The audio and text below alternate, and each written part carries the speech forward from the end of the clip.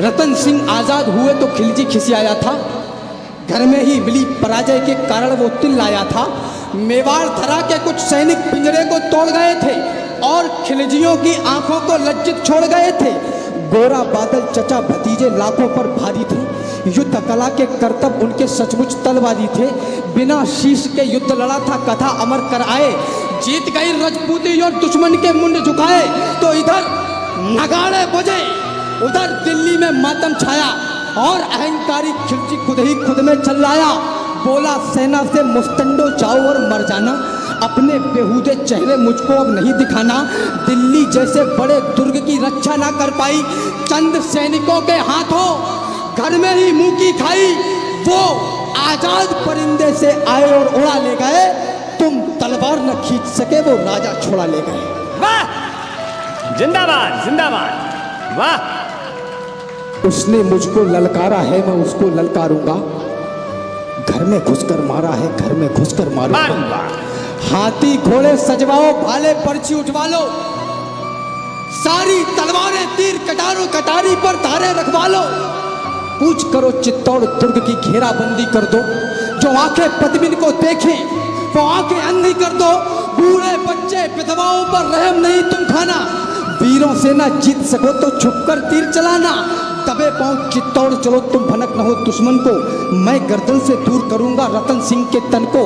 तो खिलजी अपनी सेना लेकर पहुंचा उस माटी में, बलिदानी धरती के ऊपर मेवाड़ी घाटी में। एक मुफ्त सेना को रोका, जोरों से चिल्लाया और कायरों के समूह को एक फरमान सुनाया। बोला सन्मुख दरवाजा तोड़ो, आगे घुस जाओ, मेवाड़ी मान पद्मिनी को मेरे सन्मुख ले आओ। जो ही सैनिक बड़े सभी का सहसा मन न गुलाया, किला नहीं था सन्मुख उनको काल खड़ा दिखलाया। सैनिक बोले माफ करो हम अंदर ना जाएंगे, है विशाल दरवाजा इसको तोड़ नहीं पाएंगे, और तोड़ पाए तो महाराज हम अपना कफन सिलेंगे। किले के अंदर सोए हुए मेवाड़ी सिंह मिलेंगे, सोए शेर जगेंगे तो फिर सबकी रूह हिलेगी। कितनी भी तेज भाग लेना पर दिल्ली नहीं मिलेगी, वक्त अभी झुकने का है, मेरे आका झुक जाओ। सबकी खैर चाहते हो तो बाहर ही रुक जाओ। चित्तौड़ दुर्ग दुर्गों का राजा, अंबर सी ऊंचाई, पैदल घूमो तो उम्र गुजर जाए इतनी लंबाई। लंबाई से भी विशाल थी रावल की प्रभुताई, प्रभुताई से बहुत कठिन थी पद्मिनी की ठकुराई। ठकुराई के आगे खिलजी विवश दिखाई पड़ता, किला बेध लेने वाली वह नित्य नीतियां गढ़ता। किंतु किले की उस दृढ़ता का वाह वाह क्या कहना, किंतु किले की उस दृढ़ता का वाह वाह क्या कहना। 8 माह तक रेत छानती रही खिलजिया सेना। वाह। दीवार दुर्ग की ददक रही थी दंगल के जंगल में, और दुष्ट दारुण दुख पाते मेवाड़ी मंगल में। जिधर देखते थे केवल बस रेत दिखाई पड़ता, सन्मुख किला किले सन्मुख रणखेत दिखाई पड़ता। सुनो सहस्त्रों शंकर का सम्मान किले के ऊपर, और एकलिंग महादेव वरदान किले के ऊपर। किला किलेश्वर क्या कमाल था, कुशल कमाल वही था। किला किला था, केवल किला किले का नाम नहीं था। गुप्तचरों ने देखा और राणा रावल से बोले, पहले सांस संभाली और फिर धीरे से मुंह खोले। बोले हुकुम, किले के बाहर काले घन छाए हैं, खिलजी के कायर सियार द्वारे तक चढ़ आए हैं। खिलजी की सारी सेना है थोड़ी दूर किले से। उस रोज खबर ये रतन सिंह के उतरी नहीं गले से। थे महान बलवान किंतु दिल में खलबली मची थी, उस दिन रावल को गोरा बादल की कमी खली थी। वाह क्या बात है। बहुत ऐसा नहीं, ऐसा नहीं कि शेर चमकना अपना छोड़ गए थे, ऐसा नहीं वो लड़ मरने का सपना तोड़ गए थे, ऐसा नहीं कि शेर मांद में छुपकर बैठ गए थे, ऐसा नहीं शत्रु सेना से चुपकर बैठ गए थे, ऐसा नहीं कि राजपुताने में रणवीर नहीं थे, ऐसा नहीं कि रावल के तर्कस में तीर नहीं थे, ऐसा नहीं कि उनकी तलवारों पर धार नहीं थी, ऐसा नहीं कि मेवाड़ी मिट्टी खुददार नहीं थी। केवल एक यही भय था जो उनको रोक रहा था, मानवता का रक्त बहेगा, ये डर टोक रहा था। पर्वत और युद्ध के किस्से और वैश्या का मुख, ये तीनों समुचित दूरी से ही देते सुंदर सुख। कथा युद्ध की सुनने में रमणीक लगा करती है, मगर समर्थन में शौर्य की धार बहा करती है। बच्चे अनाथ होते हैं, बहुएं विधवा हो जाती हैं, तभी युद्ध की असली सूरत मित्र नजर आती है। वाह! तो यही सोचते थे रावल की अगर लड़ाई होगी तो ये सच है दुनिया में अपनी ठकुराई होगी, अपनी ठकुराई होगी पर हर जगह बड़ाई होगी, किंतु बड़ाई की कीमत सचमुच योद्धाई होगी। खिलजी की सेना में है जितने भी लड़ने वाले, उनमें से ज्यादातर है भारत के रहने वाले। भारत के रहने वालों से हरगिज नहीं भिड़ेंगे, जब तक युद्ध तले टालेंगे तत्पश्चात लड़ेंगे। सभा बुलाई गई और सारे मंत्री बुलवाए, सच्चे महारथी और योद्धा भी दरबार में आए।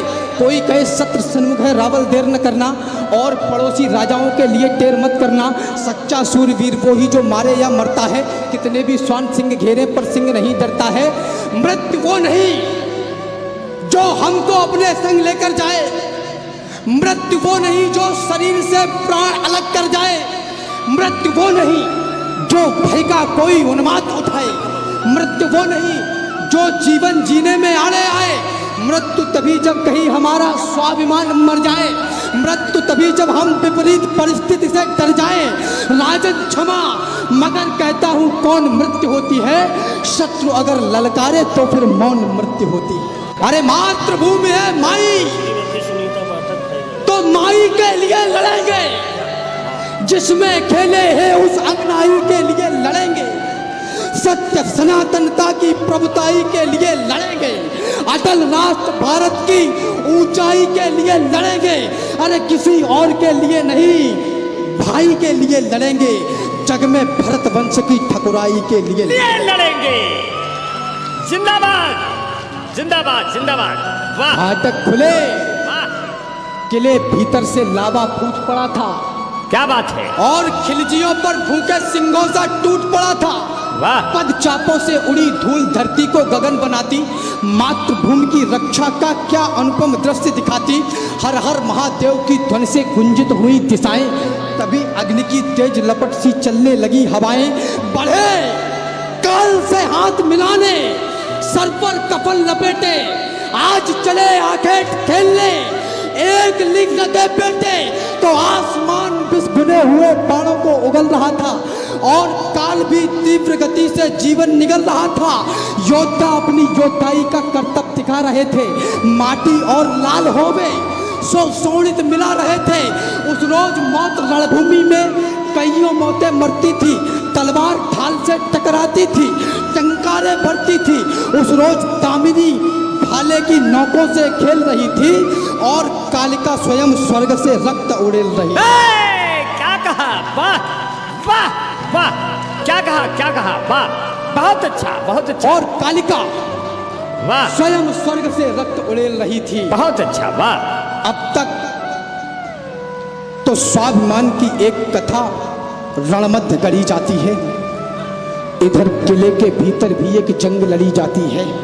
वाह! शाका उधर, इधर जौहर, क्या तालमेल अलबेला। मातृभूमि की रक्षा में क्या हुआ खेल अलबेला। स्नान ध्यान के बाद हाथ जब एक लिंग के जोड़े, लगी भवानी जब पहने थे लाल रंग के जोड़े, तो लाल रंग के जोड़ों संग सारे श्रृंगार किए थे। वो सारे श्रृंगार मात ने अंतिम बार किए थे। पहला श्रृंगार आंख में जब काजल की धार लगाई। जरा सोचिए, आपको पता है कि आपको 2 घंटे के बाद में मरना है। अंतिम श्रृंगार, पहला श्रृंगार, आंख में जब काजल की धार लगाई, अश्रु छलक ना पड़े तभी लक्ष्मण रेखा बनवाई। दूजा श्रृंगार भाल पर माने जब बिंदी को धारा, ऐसा लगा मात ने मस्तक पर दिनकर अवतारा। तीजा श्रृंगार होठ पर माने लाली को लगवाया, अंगारों से अदर हो गए, अग्निकुंड दहकाया। चौथा श्रृंगार मात पद्मिनी का आज विश्व ने देखा, जब माने माथे पर डाली स्वाभिमान की रेखा। श्रृंगार पांचवा हाथों की मेहंदी में बोल रहा था, स्वाभिमान का रंग नई पीढ़ी में बोल रहा था। छठवां श्रृंगार कर्ण कुंडल मनमाने लटक रहे थे, जैसे कोई देशभक्त दीवाने लटक रहे थे। श्रृंगार सातवां नथनी क्या मर्यादा धार रही थी, उसके आगे पवित्रता भी खुद को हार रही थी। श्रृंगार आठवां स्वाभिमान की रेखा ढाक रहा था और मर्यादा के दर्शन को बाहर झांक रहा था। क्या बात है, वाह। अब तक रण में राजपुतानी खेल आपने देखा, लेकिन नहीं भुलाया जा सकता जौहर का लेखा।